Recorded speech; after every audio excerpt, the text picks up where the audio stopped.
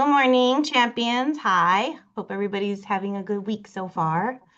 We're going to get started. I know you guys kind of saw what we're going to talk about today. I know they were trying to post, but obviously we do run into a lot of properties transactions where either the buyer or the seller prefers the property be in a trust.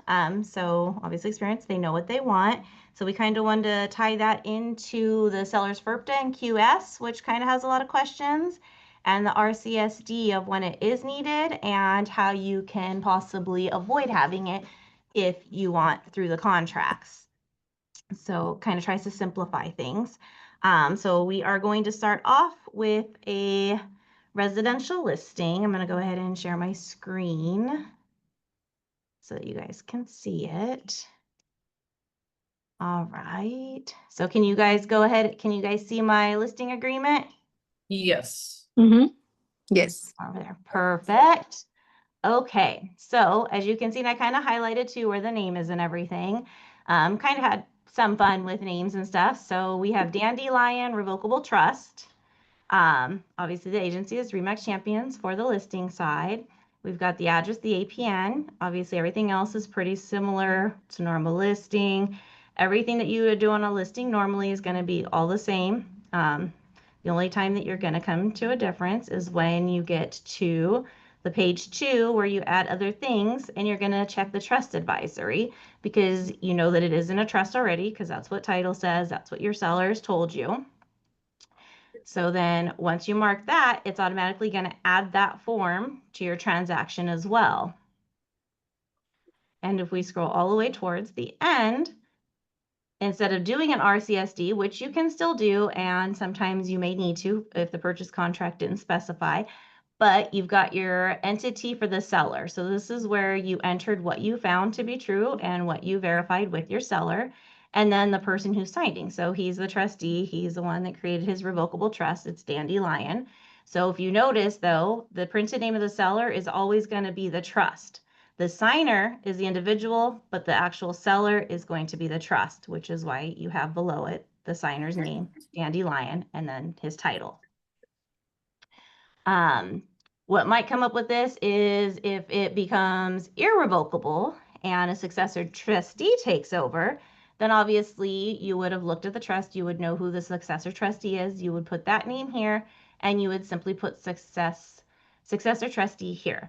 The main difference with those is many times the successor trustee is obviously probably hasn't lived in the house. They may have lived in the house maybe 40 years ago, 50 years ago when they were young. They may not have ever lived there at all. So they're obviously not going to have as many answers as a trustee, which is living and the property belongs to them, would have, in which case then the disclosures are not exempt. So the rest of the seller's advisory would remain the same. The broker's commission would stay the same. Again, they're just signing that way always. And then the representative capacity disclosure form. So let's say for whatever reason, initially maybe you didn't know it was in the trust, or you didn't have the details of the trust, so you didn't fill out that information on page 5. Then you could go ahead and do the representative capacity form that's showing. If you notice, it's going to have the same information that we derived from the other. They're going to sign it the same, only on this one we also sign it as the agent towards the bottom. So that lets us know that it is that way, and you can attach that to a listing if you took it originally in the client's name or you didn't have the full details to enter at that time. Now, a lot of agents choose to do disclosures right away when they get the listing. Some wait for their TC to do it once they open escrow. Either is completely fine. You just want to make sure on the seller's affidavit that they're going to, if it's in a trust, you're going to always mark B, and then obviously you're going to put the information is on file because they're probably not going to want to provide their TIN. You print their signer's name and you'll put trustee. The transfer's name that would normally be right here is going to be the name of the trust, which did not go to there. So that's, sorry about that. That should have the name of the trust right there. And this form is going to be accompanied by our QS, which will be signed by escrow once you open escrow and they confirm that. Now, remember, a lot of people will just turn in the FERPTA by itself with no info, which if there's no tax ID on it, you have to have it accompanied by a QS.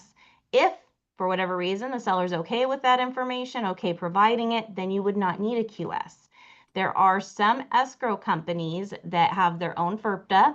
All you need for that purpose, if they're not going to use the CAR forms, the FIRPTA and the QS, then it's fine to use the escrow form, but you just have to have the email from the agent stating that that's the way that they're going.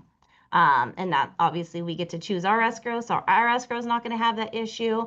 But when you're on the buyer side, you may run into the fact that they're not going to provide or sign those two forms for you.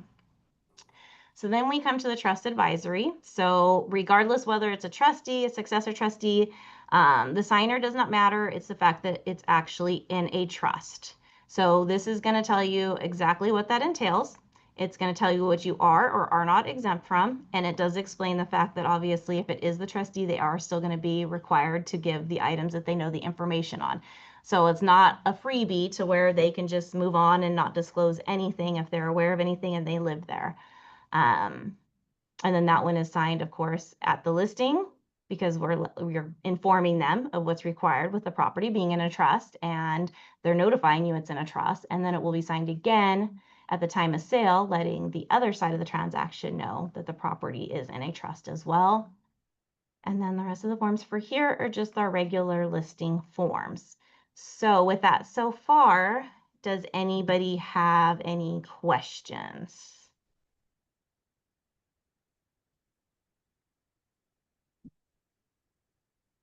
Yes, no, Mm-mm. not yet. Not yet, Ashley. Okay, perfect. Then Thank I you. am going to go on to the purchase side of things, and we'll do the same thing. And I believe it's share. And you guys see the RPA now, or the broker's representation form, right? Mm-hmm. Okay, awesome. So on this one, it's buyer's representation, broker compensation. So our buyer's name is Suzanne Summers Living Trust. So she wants to have the property in a trust to begin with. Not as common of a scenario. A lot of times they'll put it in the trust after they purchase it, but you may have somebody who is versed and already has their trust, knows that they sold their property, they want to put it in a trust. So then that's all the same thing. The name of the buyer is going to be the name of the trust. You're going to fill out your buyer's representation the same way that you would any other buyer.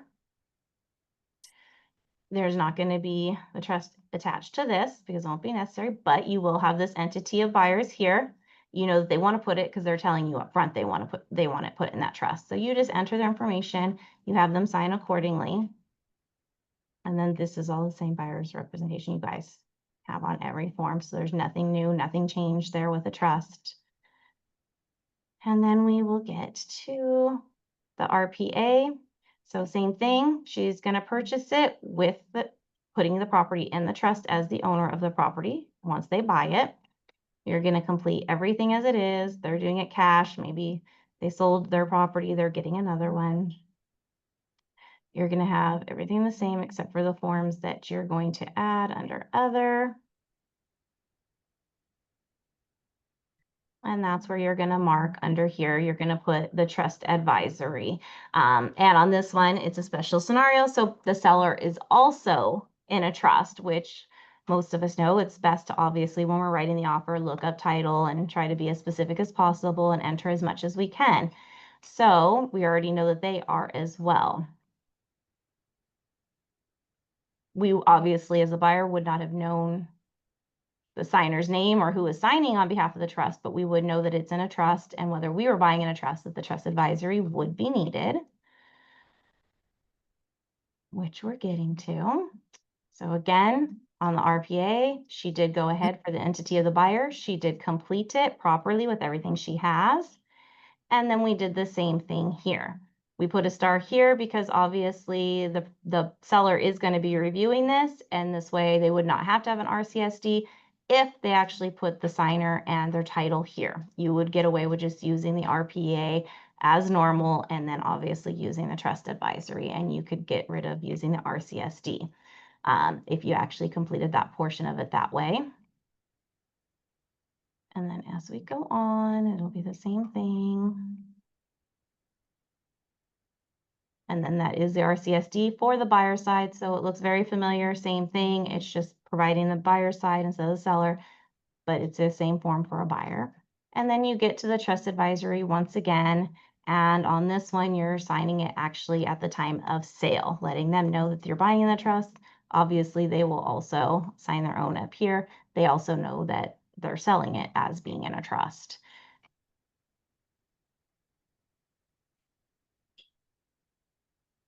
And that's pretty much it on those ones. So I know that was pretty fast.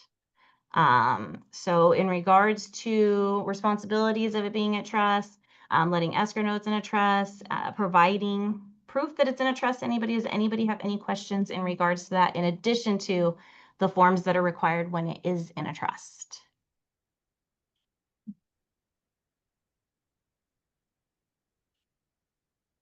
No? This is for buyers, right?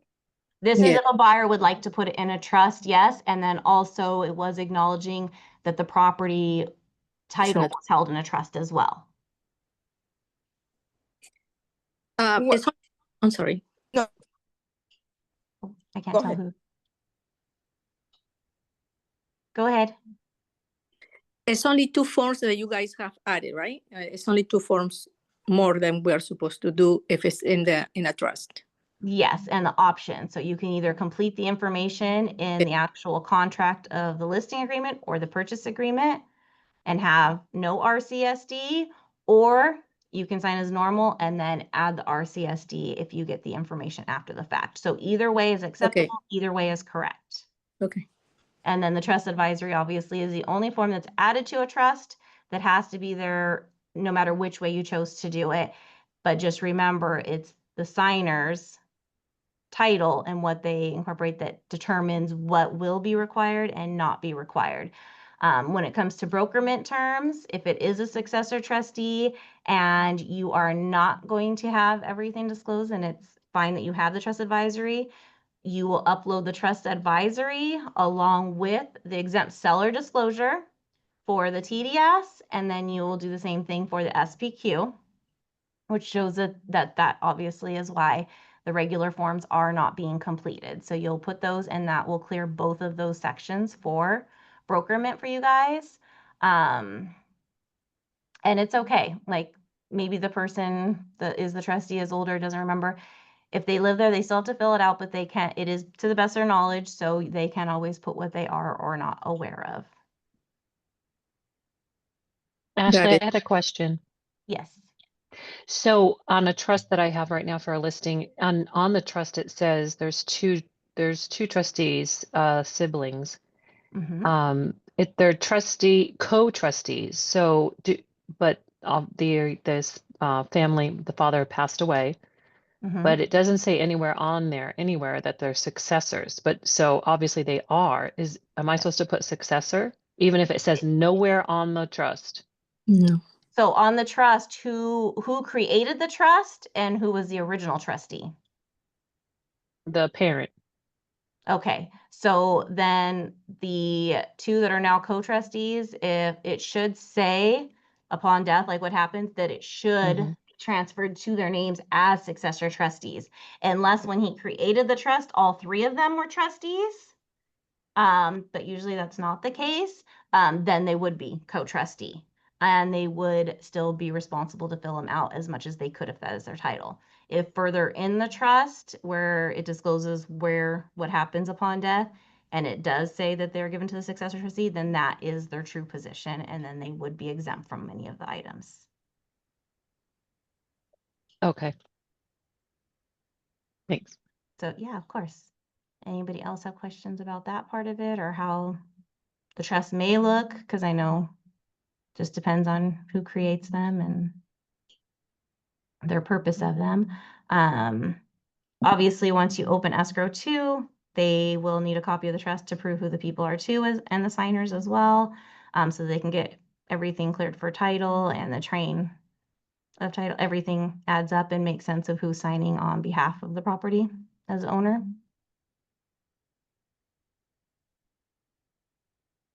Any questions on that? Yes, no. And then keep in mind too, so the only difference that you would, so if you have a corporation or LLC, the representative capacity section can also be used. I didn't do an example of that, but we can look at the actual form. So in that representation, obviously, you're not exempt from anything if you're a corporation or LLC. So for that, you would still, so in that portion, you would be an entity. So when you're an entity, it can be an LLC, it can be a corporation, it can be a partnership. Therefore, that's going to be the actual seller's name. And then again, you would have your signers. They can be managing signer, they can be president, whatever their title is. And then it just has to be cleared by everybody that that is where that comes from. Now, a lot of times, the only other options on here, you'll see the power of attorney, and then you'll see the estate. So a lot of the times for probate, you would have obviously the probate advisory, and most times in the probate, you're going to be exempt from pretty much anything because at this point you don't have a title and you're usually assigned your position as one of these. And therefore, we still have to know who's signing on behalf because that could become a major legal issue if it's not the actual owner that's transferring or selling the property or whatnot. So you want to make sure you always have your proof of who is signing and that you answer these accordingly. If for some reason your client is going out of the country and they're going to have their son or daughter or spouse sign for them and they were buying it solely, then you could mark the representative capacity as power of attorney. So the representative capacity form does have many different aspects to it that you can use it for. I would try as much as possible to only use it for the LLC's power of attorney or estate, because usually for the other items for a trust, you can usually put it in the contract and be pretty clear and kind of alleviate having to get the extra work in and having to fill out the extra form. So just keep those things in mind. Power of attorney too, usually it's going to be when you're buying it, but if it is upon selling it, they're still going to have the information as well. So hopefully they would have some kind of contact. The power of it is basically just them signing on the other client's behalf. And most of the time they can do DocuSign, but for whatever reason they can't, they would do this instead and have that person sign for them. So does anybody have questions with that? I know I've gotten a few people call regarding probates lately. And what's required, what's not required. Most transactions are all going to pretty much have the same checklist. You're just going to fill in different forms for the tasks pretty much. So obviously, same thing as we said for the trust advisory, you would upload the probate advisory with the ESD to the TDS SPQ section. And that would basically suffice for that information. So it's just pretty much you follow the same transaction checklist. Same thing for REO. You can get as detailed to put that the seller won't be signing when it's an REO. So the buyer acknowledges we did request the information and we don't have it because of the fact that it is an REO or the fact that they weren't part of it. So you can always do that too if you want. Either one's acceptable, but just make sure we do have what is required.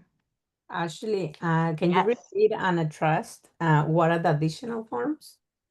So the trust, if you have the representative portion of the contract filled out, you only need the trust advisory. If you have the listing. Yes. Now, if you didn't fill that out, then you need the trust advisory in addition to the representative capacity form completed. So it should never be any more than those two forms. Trust That should be the- advisory. Yeah. What's that? Trust advisory and? And the representative capacity form that you see up on the screen right now. Yes, okay. Thank you.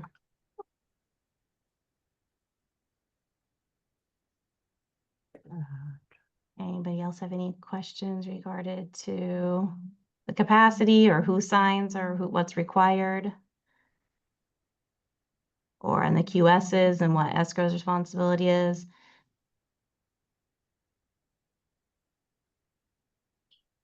Yes, no? Okay, do you guys want to open it up for any other things or questions regarding disclosures, contracts that you guys have been dealing with? That maybe would help others, since I know I did get a few calls recently about some specific situations and who's filling out forms. Are we going to be able to see the listing agreement that you put in there? It's recorded, so you should, as you go through the video, it should be showing like up after the fact, so you would be able to see all the pages. It should be able to show you what was added, what was filled in, and how it was filled in. Yeah, Okay, so it's going to be in the app. it should be on the app. Yeah, Okay, of course. thank you. Mhm.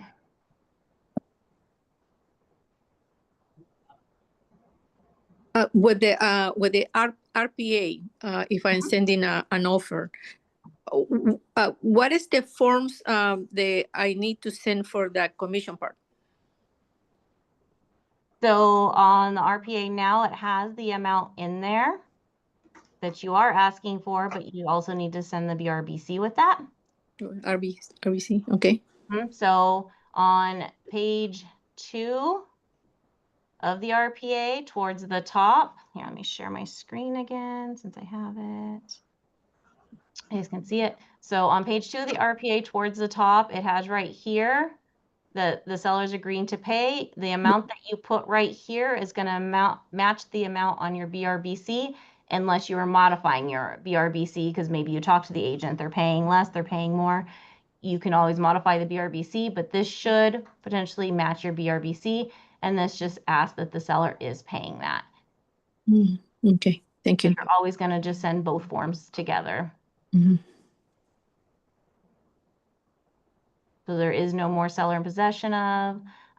It's just the 2 forms since they incorporated it into the RPA. And then it obviously just has to match the BRBC of what you requested, which is right here. Got it, thank you. Perfect. And then, so I'll go over a couple of things I know that we sometimes do miss in regards to the TASPQ that a lot of people may or may not know, a lot of sellers may or may not know. And those sections usually is below all the items that are staying. There's where the exhaust fans are located, if there's a fireplace, the type of the roof, the age of the roof, and the gas starter. So, and 220-volt wiring. So most people won't know if a house does or doesn't have the 220-volt wiring, or they won't know where it's located. It's okay. They can always put unknown because it is the truth. They don't know where it's located or if it exists. But if the home has absolutely no fireplace, then obviously they know there's no fireplace. They would put not applicable NA because there is no place for it. It doesn't exist. Same thing goes for the roof. If they bought it, they don't know exactly how old it was from the previous owner putting it on. They can also put unknown there, and that's fine. As for the DRE, we just can't have any blanks there. So it doesn't mean it specifically has to be the exact answer or everything's wrong. It's just to the best of the client's knowledge, and it's okay to put unknown. And if it's not applicable, it's okay to put NA there as well, as long as it's completed. And I know that obviously we have more control when we're the listing side and having the disclosures completed. On the buyer side, just when the TC or the agent receives it, just kindly respond back, letting them know that, as for the DRE guidelines, our office requires that this section be completed, and give them the same advice that it's okay for unknown or not applicable, but it does have to be completed before the buyer can review and accept the disclosure. And most of them will work with you because it's not a major issue and it's only going to help their side as well and protect them too. So I want to put that out there because I know that's like usually one of the ones that they're not aware of. And then anytime also that you do put yes on any of the answers for TS or SPQ, just remember whatever you did put yes for, if it's not completely self-explanatory, under the descriptions you're putting what that yes was for. Yes, the living room was painted. Yes, the exterior is painted. Yes, there was a toilet leak. It was replaced. Just make sure you're always putting your answer for yes so that they know the details of what happened so that nothing after escrow comes up and becomes a bigger scenario. Is there a specific time, let's say in the seller property questionnaire, because they have asked me that, how long back they have to go like to disclose it? Like let's say there was the AC we repaired it like a year ago. Do they have to say that or? Yes, anything that they are aware of that No. they repaired should always be disclosed, no matter how long. 2 years? Okay. Just so that, yeah, because that will tell somebody how old the AC is too, or maybe what that problem was at that time. If they know about it, it should be disclosed no matter what. Time frame wise, that's usually more of the insurance questions, which is specified with how many years, or a death of an occupant on the property as well specified. A lot of times, I don't know if how many people are aware of this, but usually the EMTs that come out to somebody if they are ill, they usually will not pronounce them dead at the site. Does that mean they did or did not die on the property? Has come up in court cases of it not being disclosed because obviously the coroner has to do that, and many times it's not done until they're at the hospital or they meet up with. However, it is advised to say what happened, and that the person may have passed away on the property. Because basically the reason that question's answered is a lot of people have beliefs about moving into a place where someone has passed. So you're not confirming whether they did, because that's not our place or our part. It's not the seller's place or part, because most of the time they don't know when that person really passed away.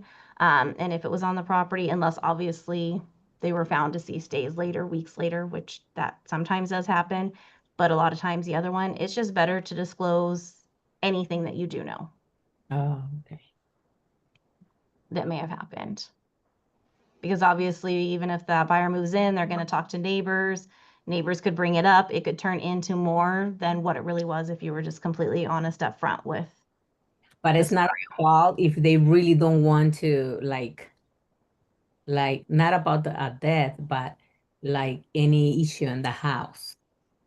Like if I didn't hear it, if they don't want to tell me, because sometimes they tell me stuff and I go, oh, now I have to disclose Yes. it. But what? Because you told me. Mm-hmm. What you know, you disclose. Yeah. Uh-huh.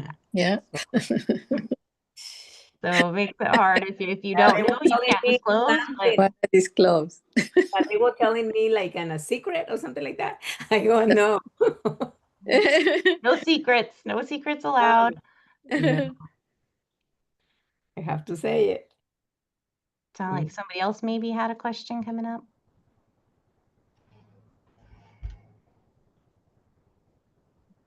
About Ashley, I have a question.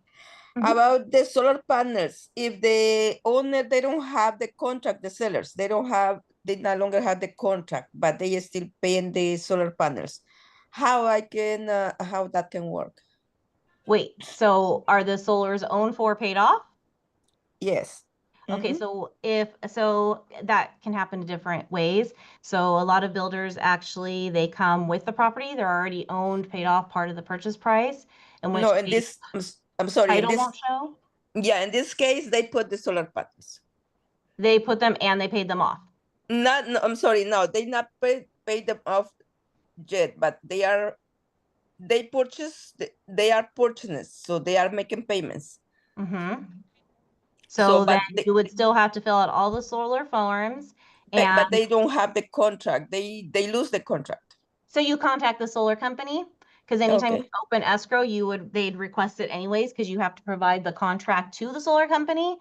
I mean, the contract to the buyer, because they have to review that that's something that they want to accept, that they want to take on. Also, as a listing agent, you want to make sure that it's transferable. You want to make sure that the buyer is going to qualify for the new payment. Or if they're not expecting the buyer to, or maybe that's what's deterring the property to sell, and the seller decides to pay it off through escrow with their equity, then obviously they wouldn't be transferring that. It would be paid off, but the solar company obviously still has to be contacted, and all of that does have to be completed. Escrow is kind of the middleman, just like everything else. They're the third neutral party, so they process it. However, they're not the ones making contact with solar. That has to be the seller, because they're the ones that have the contract, and it's a privacy issue. And so even if escrow does call, solar company's not going to give them the information because the seller hasn't given that permission yet, and they're not the owner of it. So just make sure that even if they can't find it, it's fine. People lose things. They just need to contact whoever they're paying their payments to and ask them for the contract, and also inform them that the property is for sale and ask for what they will need to transfer it if that's what they plan to do, or what the payoff would be, and also inform them of who escrow would be and be contacting and give permission to speak to. So the seller, they had to contact the solar company. Yes, always. It's always the seller that makes the first step with solar companies. Okay. Seller Okay. Solar, SS. Okay, thank you, Ashley. Ashley, this question maybe is for appraisal, but maybe you know, because you know a lot. I'll try. Let's say in a house that the solar panel are paid, and to get the price, like how much will you? Because I have a trust that is coming, and it has, so the solar panels are paid up. So I know the prices around there and everything, but I just remember about the solar. I go, oh, they are paid up. So from medium to high, that will make it go to the high, or For meaning the value of the property? yeah, would it get some? So usually a lot of times what will happen when an appraiser does it, it's like kind properties, obviously. So they're going to see what the comparables are. A lot of those comparables, if the majority or the ones that they're using also have solar panels or the solar panels are paid off, they're going to take that into consideration. So there's really no difference in price comparison. If there are no panels, usually they'll adjust it accordingly. But it just like a pool, if you install a pool this year and pay 140,000, you're getting maybe 25 or 30,000 in value. You're not going to get 140,000 like you paid. Same thing with solars. It also depends on how many panels you have. You can have a house that has enough panels that covers most of the electrical bill for a house that has a pool and has their TV running and their lights 24/7. Or you can have somebody who, purchase the bare minimum and they still have a payment. So it's not even just a matter of, yes, we have solars paid for, it's what type of solar do you have, what it encompasses, and do the comparables have it too? The comparables have a solar panel, but not paid off. So Okay. that I couldn't find one with paid off. So in that sellers were asking like, okay, I know this other it has solar panels, but they were in a lease, they have to transfer it. So it's different. No value on that for, I think so, because they still have to pay it. No, and I think a lot of it too is how what's hard for appraisers too is it's kind of the value of it, because as we know, most people around us have Edison. Well, Edison, whether you have solar or not, charges you to take your solar power that you generated from you, as well as bring power to you. So no matter what, you still have somewhat of an electric bill that you're charged for.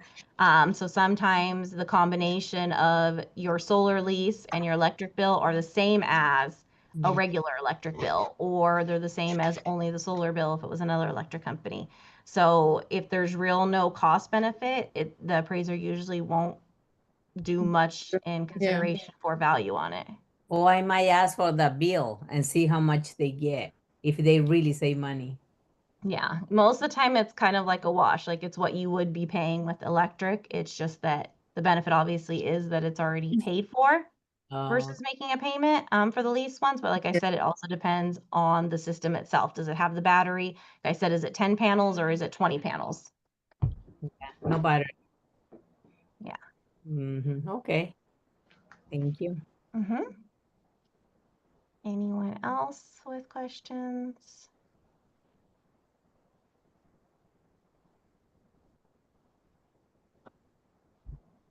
Yes, no, same thing.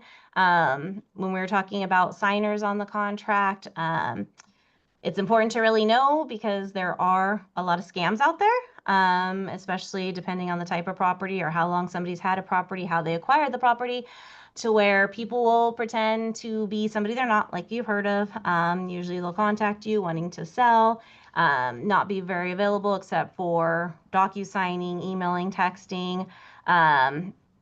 Sometimes you'll find out before something. I know it's not usually the first thing we do as realtors to ask for an ID or see who someone is, or to usually we will meet them in person. In the off chance you don't, just always be very careful and try to ask specific questions from title, such as mailing address, even though it is common knowledge on a lot, and usually they'll do their research. They'll verify their email, that it really is theirs and it's the owner. It wasn't a created one or recently created one. The phone numbers as well. Does it make sense to where it says they live if they are calling you remotely? Just certain things just to kind of avoid any kind of issues with fraud and people trying to sell something that's not theirs. Because in the instance you go to escrow and they have somebody fake notarize something where they're at and they send it back and it gets sold, it becomes a lot bigger problem. So it's sad but true.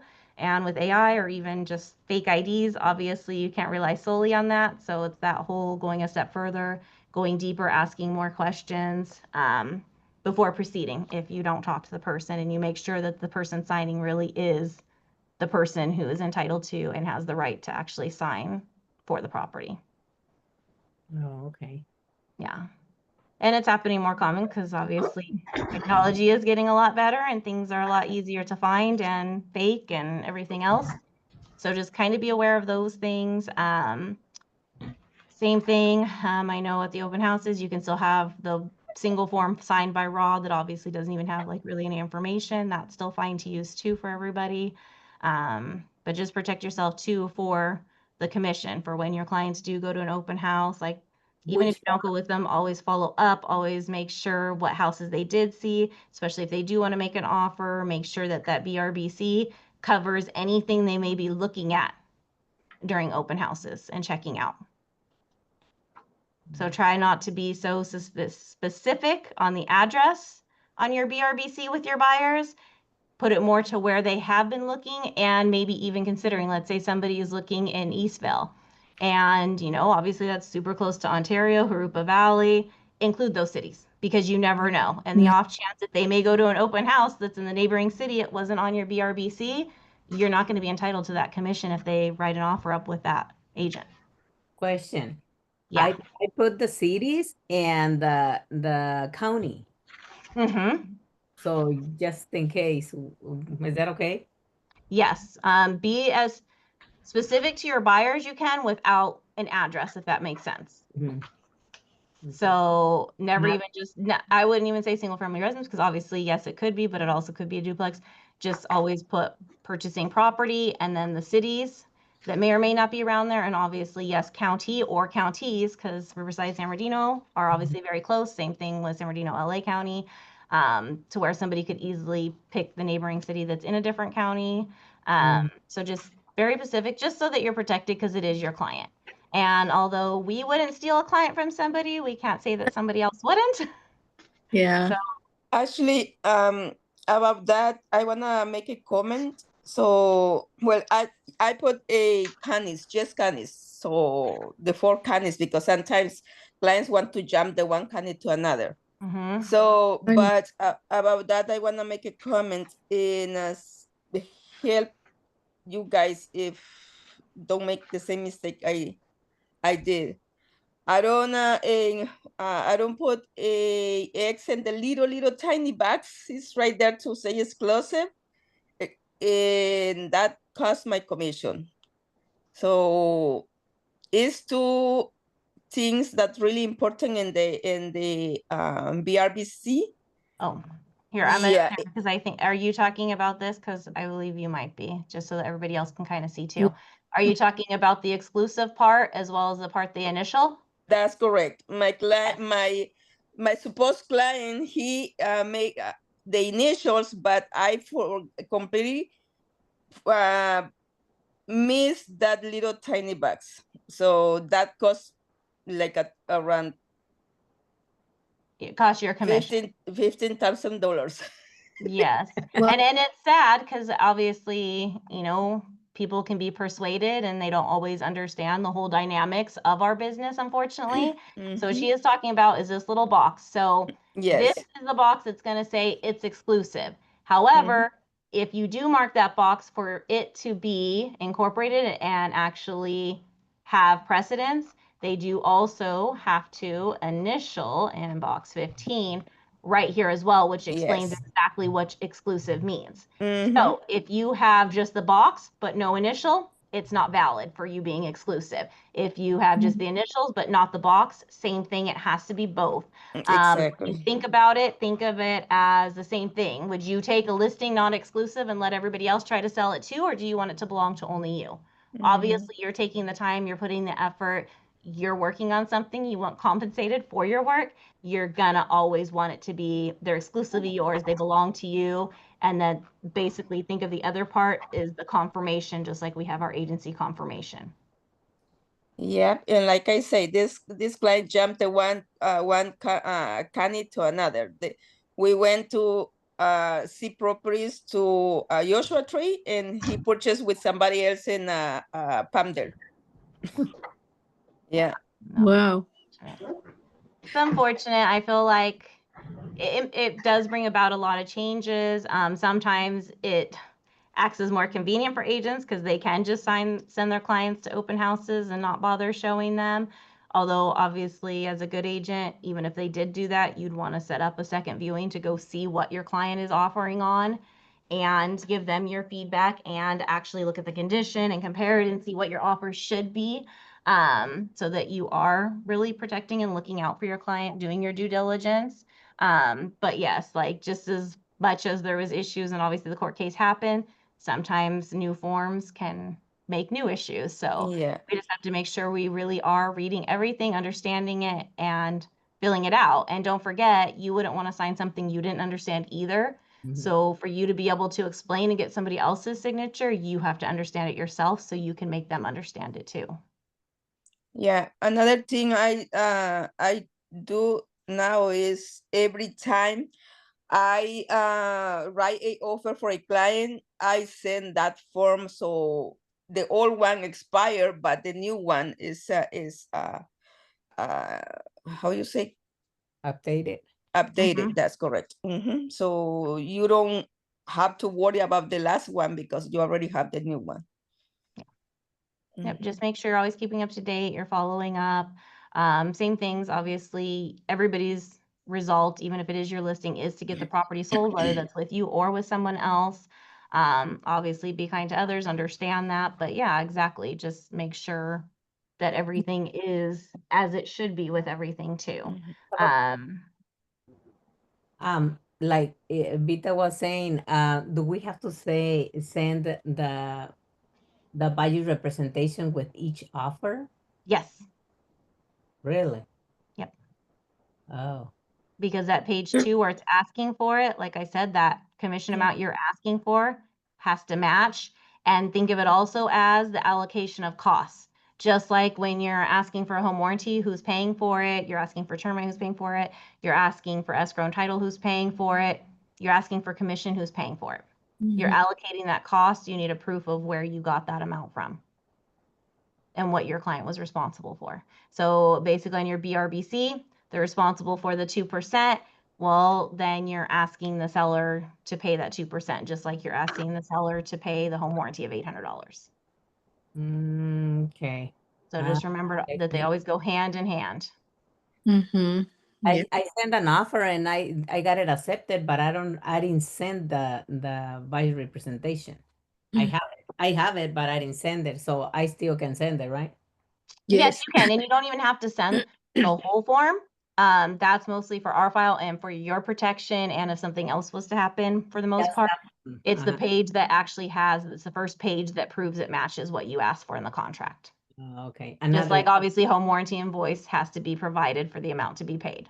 Yeah, I have another question. On a trust, I gonna get a trust listing, and this person just passed away, but the kid, the two of the siblings, you know, the son and a daughter, they are the trust, the persons in the trust. Successor trustees? Yes.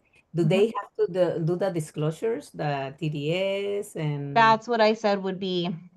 So if they are the successor trustees, they're gonna have the trust advisory, and then they're gonna complete the exempt seller disclosure for those two portions, for the TDS and the SPQ, because many of the questions on the regular 2 forms, they wouldn't know and aren't responsible to know, since they're taking over for the seller that passed. But yeah, you just attach the trust advisory, which proves why that form's not being uploaded, and the exempt seller disclosure. The exempt. Yeah, Everything else that obviously is what it is for the property, NHG, everything else that you're signing a receipt for. So most times they can sign that. It's just the other forms that are really exempt. And then obviously the seller's FERPTA, you're putting that it's in a trust, and then you're the signers, and then escrow's letting the buyer know that they verified that that is So the ones they don't have to do is the seller's property questionnaire, the TDS. and that's it. Oh, okay. You should still have everything else really. Okay. I just want to make a comment in open house, something that happened to me. I was in an open house, but I didn't bring no forms. So I didn't even remember that I have to bring forms. So somebody came, was a buyer. He came by himself, and he was asking me questions and all this stuff. And I thought that I have this, he said that he would call me. So, he called me and he started asking me questions. But at that time, he told me, I have an agent. And yeah, I didn't know. I didn't remember about this open house form that we're supposed to have some kind of open forms, right? Whenever we go to do the open house. Right. Yeah, but I didn't. And I didn't do none of the stuff. And he came with the agent the following week, and I was there too. And at that time I said, well, I just lost the client. Just pretty much because I didn't. No, you didn't lose a client, because if they already had an agent and they already had a BRBC, they wouldn't have to sign one saying that you're entitled to a commission either, because they're already working with somebody. Yeah, but he never told me from the beginning though. He didn't say anything from the beginning. He was working with someone. He told me whenever we were talking over the phone. At that time, he said, "Hey, I have someone that I'm working with." Did you ask him at the open house if he was working with somebody? No, I asked him, and he said no. I asked him, and he said no. But Okay. I didn't at that time. He never signed a form or anything from me. No, and he didn't sign with you. And in all honesty, like I said, most people that aren't in our industry really don't understand the concept or what it means to be working with somebody, or if they have a contract with somebody, how much they've engaged with somebody. A lot of them sometimes won't even know that, because there are times where honestly buyers have signed multiple BRBs, Yes, I know. not understanding what they're signing. And basically it does cause concern, and then you kind of have to look at the dates and who showed what and how specific the form was. Did the form include the city and everything else? Did the other one that we're comparing it to? So honestly, it can get the buyer in a whole lot of not trouble, but responsibility. So it's kind of best to really talk to the people and find out and confirm that they really haven't talked to somebody. And it's okay to share the information, because again, your goal is to sell that home, whether another agent represents the buyer or not. So it's okay to answer questions. But exactly, and you wouldn't be in trouble for calling them back or soliciting. It wouldn't be considered unethical because of the fact you didn't know they had an agent at the time. As soon as he informed you, if you kept going or trying to convert them, then obviously, yes, that would be considered unethical. But if you just ended it there and, okay, did you have any other questions? Okay, please have your agent reach out to me, then you're fine. Yeah. So this form will protect you from those kind of things though? The open house form. The open house form is advising them that basically they're showing the property. You should always have a BRBC there. In the event they are not represented by anybody, I would have them complete one. And you can, like I said, it can be just for that property. Okay. Thank you. Ashley, I've had some people that come into my open house, and they don't even want to sign that open house form. They're like, "Oh, we don't sign any of that," and they just want to walk through the house and ask me all kinds of questions, and I don't know, like, what you're supposed to do. Well, yeah, because in a sense, it's like, if you don't want to sign this form, that's it's not really committing you to anything. It's just letting me know, yes, you have an agent, no, you don't have an agent, and I know how to kind of move forward with it. If he has an agent, and I just say, have your agent call me, we can discuss things in further detail. But sometimes they're just really rude and they just walk in, they're like, no, I'm not gonna sign that. And they just kind of start walking through the Well, house. it's okay. Yes, I know. mean- And I know when I've done too. So unfortunately, what I would just say is unfortunately, most people are aware of the federal lawsuit that happened because of that. Just like during COVID times, in order to view a property, you do have to sign this form. As you can see, we're not asking you to provide any information for yourself. We're merely asking you to print and sign saying that you're aware that I'm allowing you to view the home. Kind of makes it less stress. They're not giving you information. If they want to put their name as Ronald McDonald, we know their name's not Ronald McDonald, but you still did your part in getting it done. Because I understand I want to share information either. And obviously, especially, they're not trying to waste time either if they are working with somebody, or if they're not even serious about buying right now and they just wanted to come check out their neighbor's house and see what furniture they had. We don't know what the situation is, but at least you're still doing your part of asking and having him do it. So it kind of ends there. And I know it's hard too, because if it was a serious one, it's not like you want to deter somebody from viewing the home that may make an offer. But at the same time, rules are rules too. And most people will follow it, even if they do put a fake name, as long as they know they're not providing anything to you that's going to make you contact them or owing you anything. Most of them will just kind of like, okay, whatever. And sometimes it's like I'll say, so they'll say, oh, I already have an agent, and like, oh, okay, what's your agent's name? And they're like, they don't even know the agent's name, and I'm like, okay. And they may feel guilty because they're looking and have no intention to buy, so they just Yeah, don't want to that's tell right. us that Yeah. we're wasting our time. But no, more than likely, you can totally, you're But requesting they it. can still, like, if they just refuse to give you any information, you can still let them walk through the house. It's What am I that going one to do? I'm person. not going to, like, Yes, you you know, asked, you can't force. Just force like I them. said, you can't tell them, no, your name's not Ronald McDonald if that's what they put. You can't tell them they are or they aren't. You can't prove it anyways.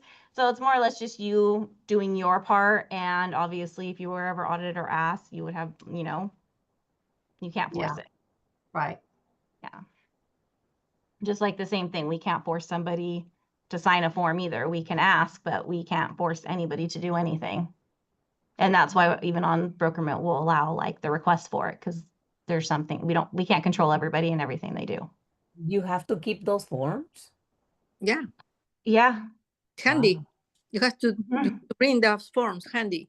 Yeah, No. and you, if you don't want to just like have them with you forever too, that's the beauty of Brokerment. When you do close your file, put it in any other form so that they're just always there in case something came up. You have one place to go that you can print everything and anything for that entire transaction. Mhm.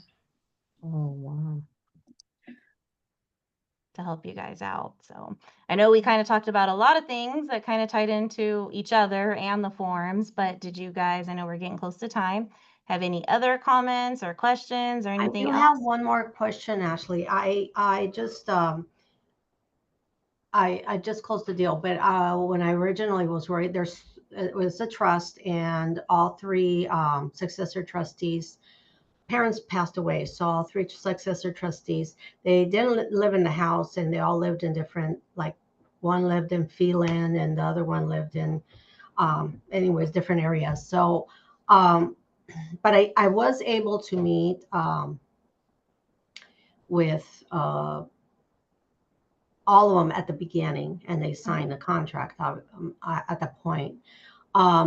And because it's a third person, I use that additional signature form. But then it's like once you use that, mainly it was from the gentleman from Phelan, and he was an older guy. He didn't have any computer. He had that old, senior citizen telephone. He couldn't do stuff on the phone or anything. So at the beginning, of course, then I had him sign the third party Signature. because I figured he's not going to be around for much of it because he has to come from Phelan. But then afterwards, they asked me, I was still asked for all the forms to be signed by him. Who asked for all forms to be signed? The transaction coordinator, and then I asked the transaction coordinator, I have a third party. Yes, because you're the seller side, so you're not adding a buyer. They were part of the transaction from the very beginning. So yeah, the signature they said, addendum, yeah, it would be good if he still signs all of the forms at some time when you meet with all of them again. You should have them sign off. So I had to have them all of the forms. Anyway, so I was just wondering, what is that additional signature form for if it they're is for that. So it's anytime there is more individuals that can fit on the signature parts. A lot of times, obviously, if it's husband and wife and there's a third person, you can put, you know, Joe Smith and Jane Smith and son John Smith. So that would be possible if you wanted to on a purchase contract, whatnot. Usually when it is more than the two people, you can use that signature addendum. And as long as it is used in the very beginning of taking either the listing or the purchase contract, that supersedes having to sign all other items because that place is not there, nor is it going to be created because there is a fourth or fifth person. I've had transactions where there's 8 people. It's not going to happen. You're not going to be having 8 people sign it, but you may have 2 people sign it and 6 other forms. And that's completely acceptable. Same thing when they're buying. They're basically accepting that, yes, I'm a part of it. I'm aware of everything and I'm okay that that's going on. To go a step further, even with that being said, I know when you have a purchase contract and somebody else takes over and is the new buyer on that, and basically they transform to the other person, same thing. That person stepping into that person's shoes, so they don't get to sign all the disclosures again if they've already been signed. They basically are saying they're aware of everything that happened so far in the transaction, and that's pretty much it. So that is the purpose of the form, is what you did, and I don't know why the other side required the third person to sign. They didn't have to.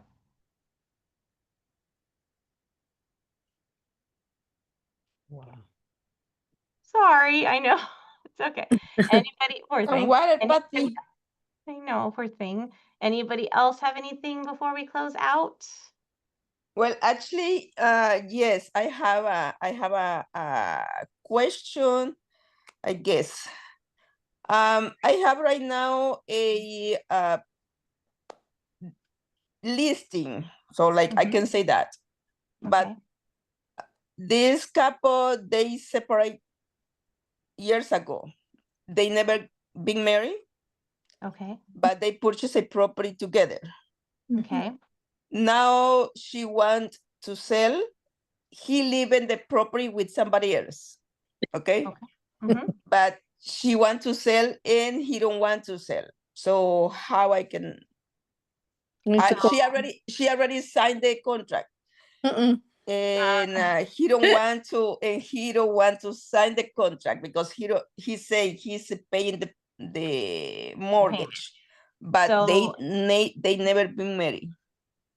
difficult one because obviously they're both still owners. So although it takes 1 to list and 2 to sell, you can list and have it signed all you want, but ultimately there's nothing that you can do to go forward without the other person participating and approving it and signing the offer and opening escrow and closing escrow. At that point, if it was, you know, they wanted to, I would contact Rod because I believe you would either have to force the sale or somebody's that he would have to buy her out for it.